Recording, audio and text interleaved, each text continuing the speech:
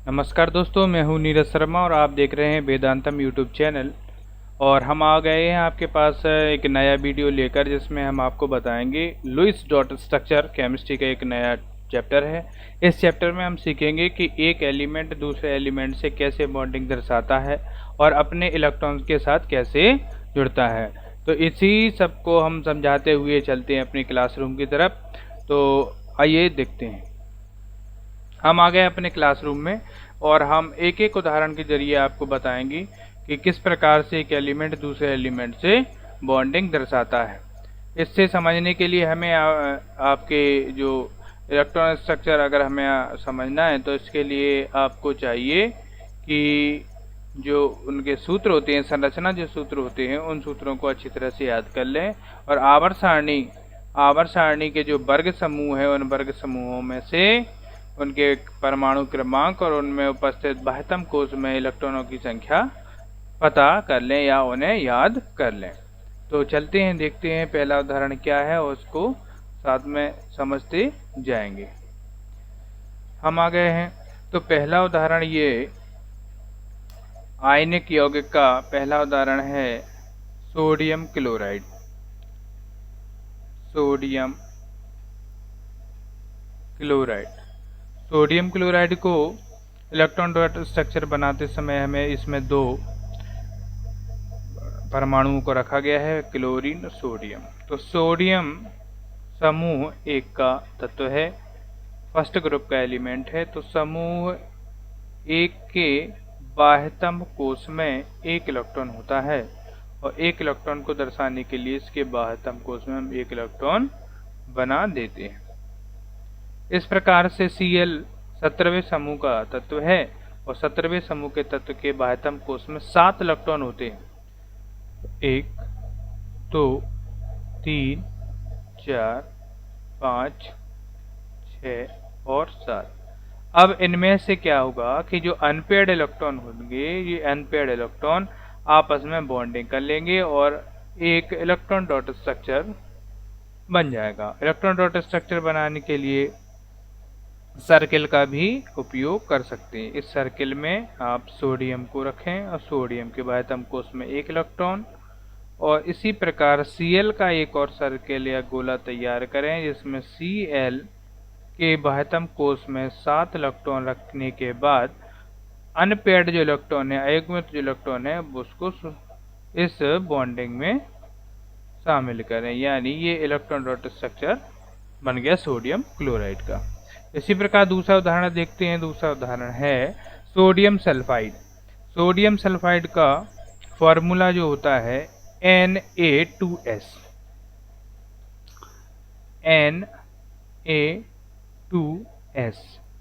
Na2S में देखेंगे sulphur हमारा जो है इसकी संख्या कम है, अतः इसे केंद्र में रखना पड़ेगा। यहीं से हम इलेक्ट्रॉन डॉट स्ट्रक्चर का निर्माण करेंगे। तो सल्फर S के बाह्यतम कोश में कितने इलेक्ट्रॉन होंगे, तो इसे हमें अपनी आवर्त सारणी पीरियोडिक टेबल को अच्छी तरह से लर्न करना है।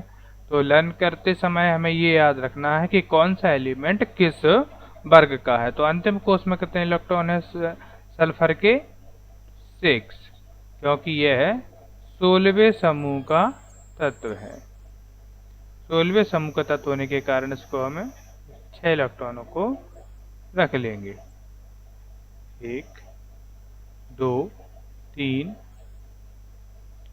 4, 5 और 6। इसी प्रकार सोडियम अभी हमने बनाया था। सोडियम जो है समूह एक का तत्व है और समूह एक के तत्व होने के कारण इसके अंतिम कोश में एक इलेक्ट्रॉन रहेगा। इसी प्रकार इस सोडियम को हम यहाँ पर बॉन्डिंग में जोड़ देते हैं और इस प्रकार सोडियम सल्फाइड की हमें इलेक्ट्रॉन डॉट स्ट्रक्चर या लुईस स्ट्रक्चर पता चल जाती है। तो इस संरचना में हम सर्किल का भी उपयोग कर सकते हैं और नहीं करना है तो इतना ही पर्याप्त है। इसी प्रकार अगला हम उदाहरणों को देखते जाएंगे और आगे की ओर बढ़ते हुए चले जाएंगे।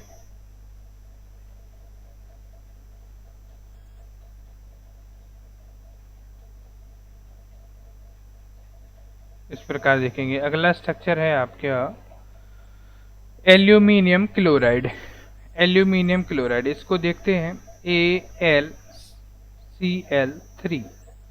AlCl3 संरचना में हमें पता होना चाहिए कि केंद्रीय परमाणु कौन सा है। तो हमने सीधी से एक ट्रिक का उपयोग करते जाएंगे कि जिसकी संख्या कम होगी उसको ही हमें केंद्रीय परमाणु मानना है, यानी उसी से जुड़े हुए अन्य सहयोगी परमाणु होंगे।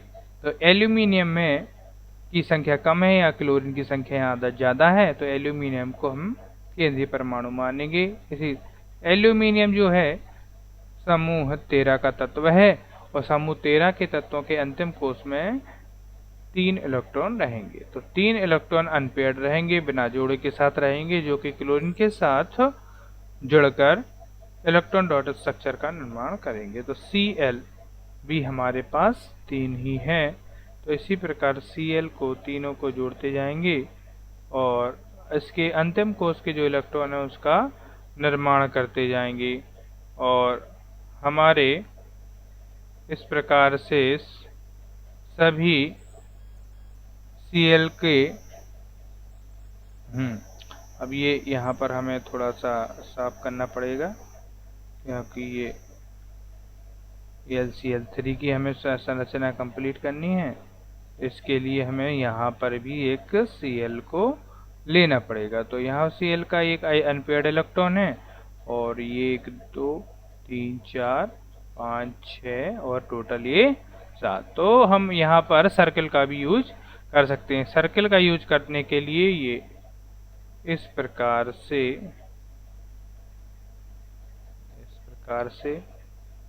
और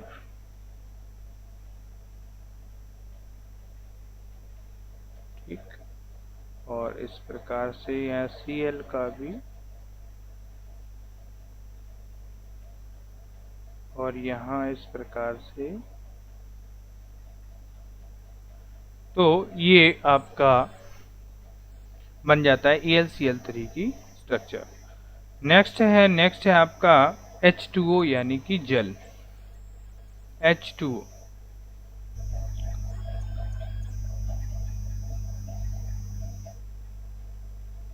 H2O का स्ट्रक्चर बनाने के लिए हम देखेंगे H2O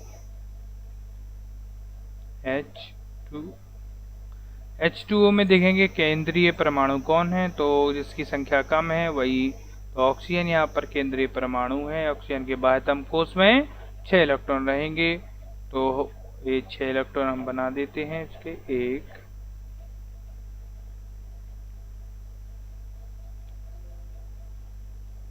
यहाँ पर 1 2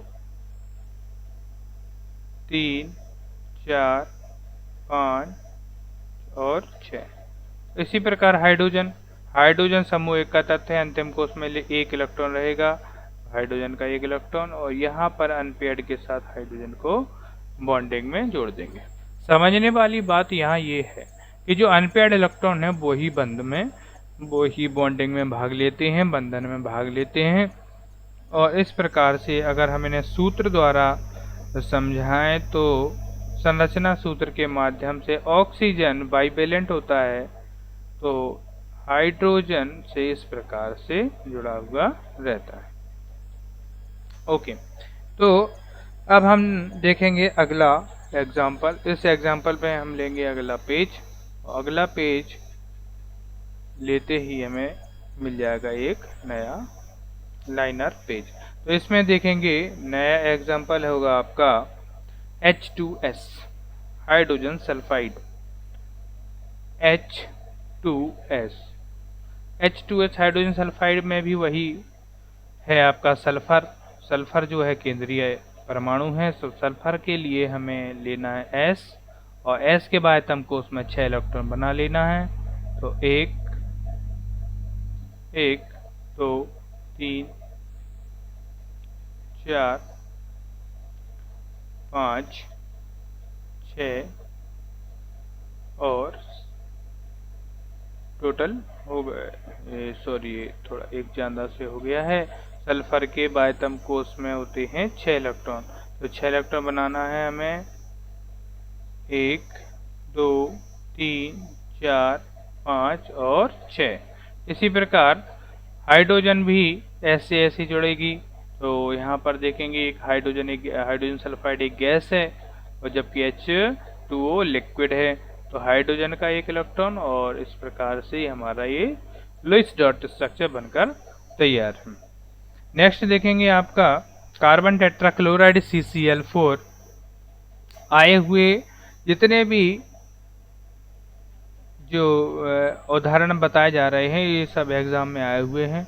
पुराने प्रीवियस पेपर में आप इसको देख सकते हैं और धीरे धीरे करके इनको देख सकते हैं। बार बार प्रयास करेंगे तो आ जाएंगे और आवर्त सारणी को ढंग से हमें लर्न कर लेना, याद कर लेना। तो कार्बन यहाँ पर केंद्रीय है क्योंकि कार्बन की संख्या कम है, क्लोरीन की ज़्यादा।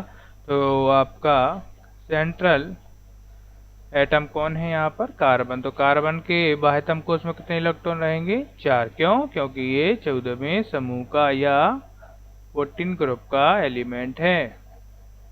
तो 4 अनपेयर्ड इलेक्ट्रॉन रहेंगे। इसमें से Cl 17वें समूह का तत्व है। तो Cl कितने हैं टोटल? 4 हैं। इन चारों Cl के पास कितने इलेक्ट्रॉन रहेंगे? तो अनपेयर्ड जो इलेक्ट्रॉन है वो कार्बन के अनपेयर्ड इलेक्ट्रॉन से बॉन्डिंग कर लेगा और यहाँ पर कितने बचे जाएंगे उसके पास? 6 के इलेक्ट्रॉन बचे रहेंगे। तो इस प्रकार से हमें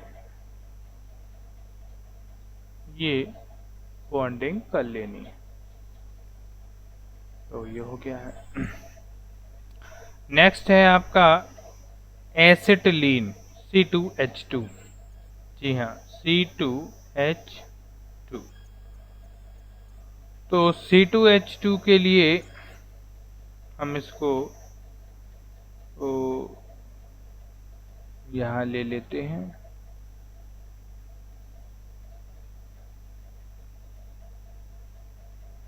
नीचे लेते हैं C2H2। एसिटिलीन, इसमें कार्बन भी उतने ही है, उतने ही हाइड्रोजन है। तो कार्बन 2 बना लेंगे, हाइड्रोजन भी उतने ही है। तो कार्बन जो है टेट्रावेलेंट है, 4 संयोजकता रखता है अपनी, 1 2 3, यानी इसमें अनपेयर्ड इलेक्ट्रॉन की संख्या कितनी है? 4 है। तो सबके पास 4 ही रहेंगे। अब यहाँ समझने वाली बात यह है कि जो अनपेयर्ड इलेक्ट्रॉन है इसमें इसका जो अनपेयर्ड इलेक्ट्रॉन है और ये कार्बन का अनपेयर्ड इलेक्ट्रॉन है, ये अनपेयर्ड इलेक्ट्रॉन में कार्बन कार्बन आपस में बॉन्डिंग दर्शाएगा। तो इसलिए ये जो है कार्बन का एक अनपेयर्ड आपस में बॉन्डिंग कर लेगा। अब एक कार्बन के पास 3 इलेक्ट्रॉन बचे हुए हैं। तो ये जो 3 इलेक्ट्रॉन हैं वो आपस में कैसे बॉन्डिंग दर्शाएंगे? अब एक यहाँ पर तो हाइड्रोजन से जुड़ जाएगा और यहाँ पर भी हाइड्रोजन से जुड़ जाएगा, लेकिन यहाँ पर कार्बन की बैलेंसी कंप्लीट हो नहीं रही है। तो कंप्लीट करने के लिए क्या काम करेंगे? जो अनपेयर्ड इलेक्ट्रॉन होंगे वो अनपेयर्ड इलेक्ट्रॉन शेष कार्बन कार्बन की बैलेंसी में चले जाएंगे। तो कितने चले जाएंगे टोटल?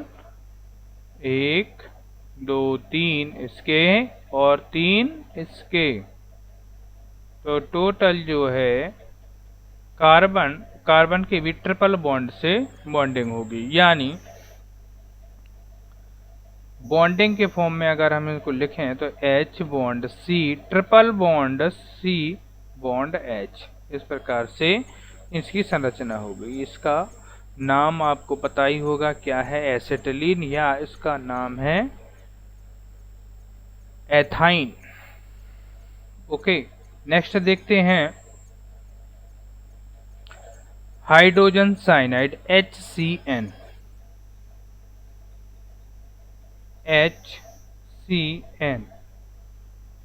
HCN में हाइड्रोजन, कार्बन एंड नाइट्रोजन 3 परमाणु हैं। तो 3 परमाणुओं को हमें क्या काम करना है?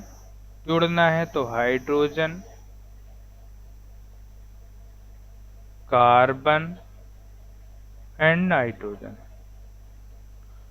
हाइड्रोजन और कार्बन सिंगल बॉन्डेड होगा, इसलिए कार्बन का एक इलेक्ट्रॉन और हाइड्रोजन का एक इलेक्ट्रॉन। इसी प्रकार अब नाइट्रोजन क्या है, अनपेयर्ड इलेक्ट्रॉन कितने इसमें 3, तो इसके पास पेयर्ड इलेक्ट्रॉन है, ठीक है, पेयर इलेक्ट्रॉन 1 है और बाकी के 3 अनपेयर्ड है, तो 3 अनपेयर्ड इसके यहीं आ जाएंगे बॉन्डिंग में, और कार्बन के भी 3 अनपेयर्ड इलेक्ट्रॉन यहीं आ जाएंगे, तो जाके ये बन जाएगा HCN का लुईस स्ट्रक्चर। तो यानी बॉन्डिंग के फॉर्म में अगर हम इसको देखें तो H bond C triple bond N, ठीक है। अब नाइट्रोजन जो है कितना है, 15वें समूह का तत्व है, अंतिम कोष में कितने इलेक्ट्रॉन, 5। तो अगर हमें समूह की पता है, समूह में उपस्थित तो तत्वों के बारे में अगर हमें जानकारी प्राप्त है, तो हम आसानी से उनके बाह्यतम कोष में उतने इलेक्ट्रॉनों को रख के उनकी इलेक्ट्रॉन स्ट्रक्चर बना सकते हैं। तो अगले उदाहरणों से हम और समझेंगे और देखेंगे कि किस प्रकार से और एग्जाम्पल हमें करने हैं सॉल्व। अगला एग्जाम्पल है N2O, nitrous oxide N2O। N2O की संरचना में देखेंगे कि ऑक्सीजन जो है संख्या में कम है, तो इसलिए ऑक्सीजन को हमें मानना है केंद्रीय परमाणु। केंद्रीय परमाणु के चारों तरफ कितने नाइट्रोजन हैं, 2, तो 2 नाइट्रोजन है, तो दोनों नाइट्रोजन की इलेक्ट्रॉन डॉट स्ट्रक्चर में देखेंगे अंतिम कोष में कितने इलेक्ट्रॉन है इसके पास, तो अंतिम कोष में ऑक्सीजन के पास 6 रहते हैं क्योंकि ये 16वें समूह का तत्व है। तो 1 2 3 4 5 और 6। तो यहाँ पर हमें ये देखना है कि अगर हम नाइट्रोजन को सिंगल बॉन्ड से जोड़ देते हैं, अनपेयर्ड जो इलेक्ट्रॉन है इसके पास भी 3 अनपेयर्ड हैं, तो नाइट्रोजन की बैलेंसी कंप्लीट नहीं होती है। क्यों? क्योंकि ये जो है वो 15वें समूह का तत्व है, 15वें समूह का तत्व है, और जब 15वें समूह का जो तत्व है तो इसकी बैलेंसी करने के लिए 3 इलेक्ट्रॉन की आवश्यकता, 3 इलेक्ट्रॉन चाहिए। तो हमें इस क्रम में ना रखते हुए बैलेंसी कंप्लीट करने के लिए नाइट्रोजन को बॉन्डिंग करता बताएंगे नाइट्रोजन के साथ, और फिर हमें क्या करना है, ऑक्सीजन को जोड़ देना है। अब जोड़ेंगे कैसे ऑक्सीजन को, तो उसे समझने के लिए देखेंगे नाइट्रोजन के 5 इलेक्ट्रॉन बना लेंगे, इसमें से एक तो पेयर में है, बाकी जो है 3 अनपेयर्ड हैं, और इसी प्रकार इसके भी 2 पेयर्ड हैं और इसके, तो यहाँ तो समझने के लिए देख लिया हमने कि ये जो है इसकी बैलेंसी तो कंप्लीट हो गई, लेकिन ऑक्सीजन तो ऐड हुआ नहीं। तो उसके लिए क्या है कि जो इसके एक नाइट्रोजन के पास जो पेयर्ड इलेक्ट्रॉन है, जिस नाइट्रोजन ऑक्सीजन के सबसे ज़्यादा पास है, तो वो नाइट्रोजन इसको दोनों इलेक्ट्रॉन एक साथ दान कर देगा और बन जाएगा उपसह संयोजक बंध। तो हम इस संरचना में देखेंगे, इस प्रकार के उदाहरण में देखेंगे कि इसने जब ये दोनों इलेक्ट्रॉन दान कर दिए, इसके जो पेयर्ड इलेक्ट्रॉन थे ऑक्सीजन को दान कर दिए, तो ये जो इलेक्ट्रॉन है इस नाइट्रोजन और ऑक्सीजन के बीच बन गया उपसह संयोजक बंध, जो दर्शाते हैं तीर के निशान के द्वारा। तो तीर के निशान के द्वारा दर्शाते हैं, तो हमें यहाँ तीर का निशान तो बनाना नहीं है, केवल समझाने के लिए है ये बात थी। तो अभी हमें क्या काम करना है, ऑक्सीजन के पर जितने इलेक्ट्रॉन उतने बना देना है, और 2 नाइट्रोजन के आए हैं इसलिए 2 नाइट्रोजन के भी हमें वहाँ डाल देंगे। तो देखेंगे कौन सा से 6 तो रहेंगे इसके पास, 2 2 4 5 और 1 6, तो 2 और इसके पास नाइट्रोजन है 2 दे दिए, तो 2 इलेक्ट्रॉन रहेंगे इस तरफ, यानी ये ऑक्सीजन और नाइट्रोजन बिल्कुल साथ साथ रख देंगे। तो इस प्रकार से हमारी ये लुईस स्ट्रक्चर इसका भी तैयार है। SO3 नेक्स्ट देखते हैं SO3। तो SO3 का स्ट्रक्चर देखने के लिए देखेंगे SO3 के स्ट्रक्चर में देखेंगे कि सल्फर और 3 ऑक्सीजन को जोड़े हुए हैं। तो सल्फर को हमें केंद्रीय मान लें तो देखेंगे किस प्रकार से। तो SO3 यानी 3 ऑक्सीजन जुड़े हुए हैं, तो हमें क्या काम करना है, 3 ऑक्सीजन को लेना है, SO3। अब सल्फर के अंतिम कोष में कितने रहेंगे, 6 इलेक्ट्रॉन रहेंगे। तो 6 इलेक्ट्रॉनों में से क्या काम होगा, 1 ऑक्सीजन। तो 6 इलेक्ट्रॉनों में से देखेंगे 1 2 3 4। अब 2 इलेक्ट्रॉन रहेंगे, तो 2 इलेक्ट्रॉनों के लिए 4 5 और 1 6। अब इनमें से ये 2 अनपेयर्ड इलेक्ट्रॉन हैं। इन अनपेयर्ड इलेक्ट्रॉन इसी प्रकार ऑक्सीजन के पास भी क्या रहेंगे, 2 अनपेयर्ड इलेक्ट्रॉन रहेंगे। समझना ध्यान से, 2 अनपेयर्ड इलेक्ट्रॉन रहेंगे। अब इसके पास ये जो अनपेयर्ड हैं 2, तो ये 2 अनपेयर्ड इसके एक साथ आ जाएंगे। और जब एक साथ आ जाएंगे तो कुछ संरचना किस प्रकार से रहेगी, सभी के पास 6 इलेक्ट्रॉन है और सभी के पास 2 अनपेयर्ड इलेक्ट्रॉन है। तो सल्फर के 2 अनपेयर्ड इलेक्ट्रॉन यहाँ पर आ गए और ऑक्सीजन के 2 अनपेयर्ड यहाँ पर आ गए। तो टोटल ऑक्सीजन के पास कितने बचे, 4। यहाँ पर देखो, तो ये 4 इलेक्ट्रॉन बचे रह गए। अब इसके पास केवल पेयर्ड इलेक्ट्रॉन है सल्फर के पास। अब ये क्या काम करेगा, सल्फर ऑक्सीजन को एक साथ 2 इलेक्ट्रॉन दे देगा। अब जब 2 एक साथ इलेक्ट्रॉन दे देगा तो क्या काम होगा, ऑक्सीजन के पास तो 6 थे ही और 2 और पहुंच जाएंगे, तो 2 का भी ये इस प्रकार से बॉन्डिंग हो जाएगी। इसी प्रकार एक पेयर्ड इलेक्ट्रॉन और है, एक जोड़ा और है इलेक्ट्रॉन का सल्फर के पास, तो वो इधर आ जाएंगे और ऑक्सीजन के पास जो 6 इलेक्ट्रॉन है वो 6 के 6 यहीं रहेंगे। तो इस प्रकार अगर हमें बॉन्डिंग से दर्शाएं इनको, तो सल्फर एक ऑक्सीजन से डबल बॉन्ड से जुड़ा हुआ है और एक ऑक्सीजन से उपसह संयोजक बंध से और इस ऑक्सीजन से भी उपसह संयोजक बंध से जुड़ा हुआ है। तो ये सब हम इलेक्ट्रॉन डॉट स्ट्रक्चर में ध्यानपूर्वक करेंगे।